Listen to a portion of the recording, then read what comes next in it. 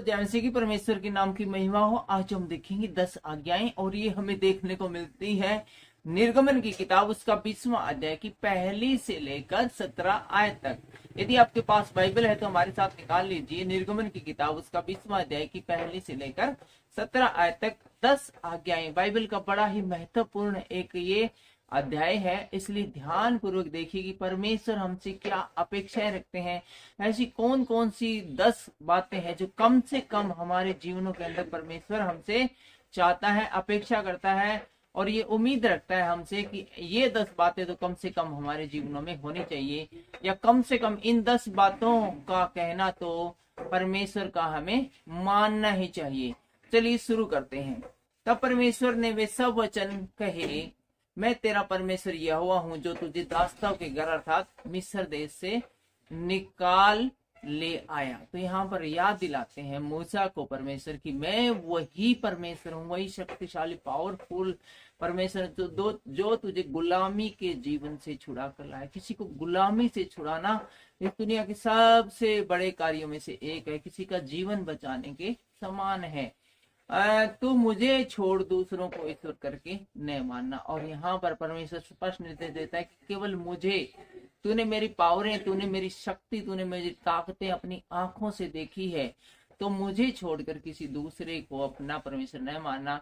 जब सब कुछ जो चाहिए तुझे वो सब मिल रहा है और उससे बढ़कर मिल रहा है, तो कहीं और जाने की जरूरत ही क्या है। तू अपने लिए कोई मूर्ति खोद कर न बनाना, न किसी प्रतिमा बनाना जो आकाश में या पृथ्वी पर या पृथ्वी के जल में है। किसी भी प्रकार की मूर्ति, चाहे वो किसी भी रूप में हो, तुझे नहीं बनानी है और तू उसको दंडवत न करना। और उस मूर्ति को पहली बात बनाना नहीं, यदि किसी वजह से बना भी ले तो दंडवत करने के उद्देश्य से न बनाना, ये अर्थात उस मूर्ति को दंडवत में न करना। दंडवत किसको करते हैं? परमेश्वर को करते हैं। और वो कौन है? यहोवा परमेश्वर है। और न तो उसकी उपासना करना, और उसकी उपासना बिल्कुल भी नहीं करना है, क्योंकि मैं तेरा परमेश्वर यहोवा जलन रखने वाला परमेश्वर हूँ। जलन रखने वाला अर्थात मुझे ये अच्छा नहीं लगता कि तुम्हारी भलाई तो मैं करूं, जिंदा और जलाली परमेश्वर तो मैं हूँ और तू किसी बुत परस्त की है, किसी मूर्ति की है, बेवजह है।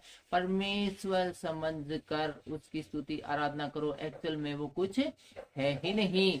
और जो मुझसे बैर रखते हैं उनके बेटों, पोतों और परपोतों को भी पितरों का दंड दिया करता हूँ।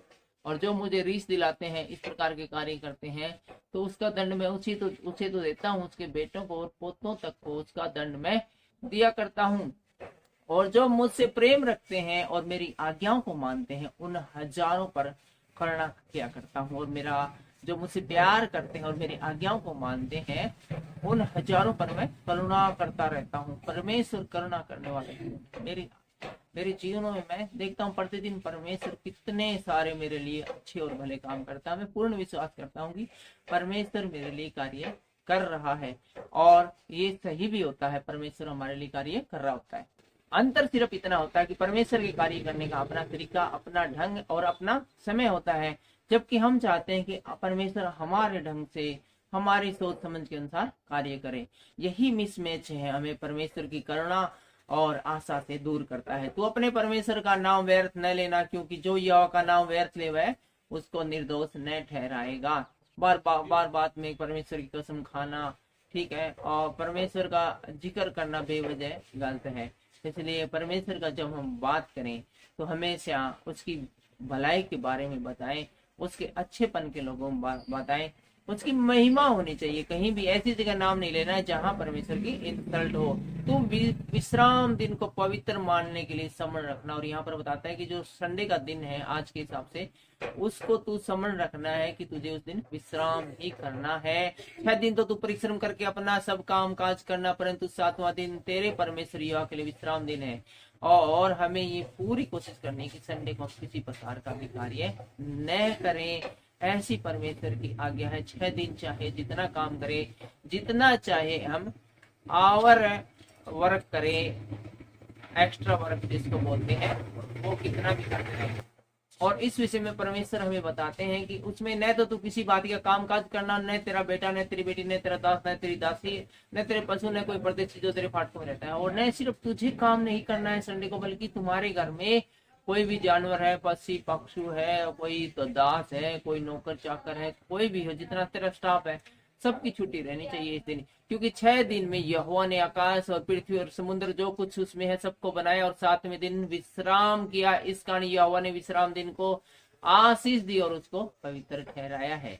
तो अपने पिता और अपनी माता का आदर करना। और एक और बड़ी आज्ञा ये है कि तू अपने पिता और अपनी माता का बेहद आदर मान सम्मान करना, जिससे जो देश तेरा परमेश्वर यह तुझे देता है उसमें तू बहुत दिन रहने पाए। जो अपने माता पिता का आदर करते हैं, परमेश्वर यहाँ पर बताता है कि उनकी जो आयु है वो बढ़ती है। तू खून न करना, और खून करना प्रतिबंधित किया गया है। तू व्यभिचार न करना, और व्यभिचार करने से भी रोका गया है। तू चोरी न करना, और चोरी भी परमेश्वर की दृष्टि में एक बहुत बड़ा क्राइम है। तू किसी के विरुद्ध झूठी साक्षी न देना, और झूठी गवाही देने वालों से परमेश्वर घृणा करता है। तू किसी के घर का लालच न करना, न तो किसी की स्त्री का लालच करना, और न किसी के दास दासी या बैल गधे, और न किसी वस्तु का लालच करना। किसी भी चीज का लालच नहीं करना जो अपनी नहीं है। आपको वही चीज चाहिए, परमेश्वर से मांगो, परमेश्वर देने में सक्षम है। ऐसा कुछ भी नहीं है जो काम परमेश्वर करने में सक्षम न हो। आज की इस वीडियो के द्वारा परमेश्वर हमें आशीष दे, बरकत दे। सबको जय मसीह की जय।